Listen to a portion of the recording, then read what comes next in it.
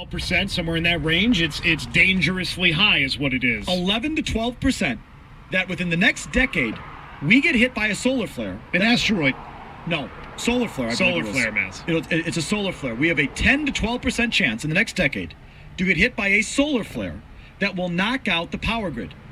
And you just look at me with that smirk. Do you know what knocking out the power grid means? Do you understand what that entails? Oh, yes, I do. What does that entail? No, bank accounts, all records. No, you're being too specific. I have one word for you.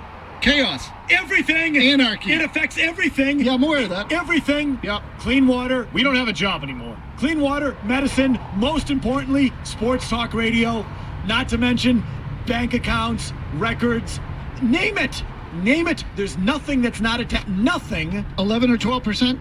Nothing that is not dependent. So that means we're 88, 89% safe? On the grid. I'll take my chances. I think those are good. Take your chances. Yeah, I think those are lousy percentages. Do I have a choice? Lousy. No, you don't have a choice. You don't have a choice, but you should start preparing. You should have some fear of this. You should have some respect for the fragility with which we live on this planet on a minute-by-minute basis, and maybe just be prepared. So when it hits... Fragility or frigidity? When it hits, Tonto, and you're looking for some water, do not be coming to my little neck of the nape because we're closed for business. We'll be in a drought. Because of your attitude, you will not get some of my emergency apocalypse supply because you're giving me this glib attitude. Did you go get the emergency food thing again? I've got my I keep calling them MREs, but it's RMEs. Yes, I do have. Yes, I am prepared. I am prepared for at least the first several months of the apocalypse, not the whole thing.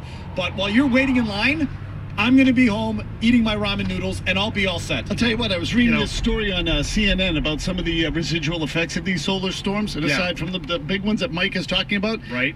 One is distortions in GPS readings of up to a few yards, which is really going to screw with people's golf games. Big tragedy there. 2, increased corrosion of long pipelines like the Alaska oil pipeline. Oh, that's no big deal. Yeah. Increased corrosion, but it doesn't say by what percent. They're corroding anyway. You think they're not? All those and people. Third, here's a good one for you. Yeah. Homing pigeons going off course. There's a good one. Oh, how are we going to endure the homing pigeons?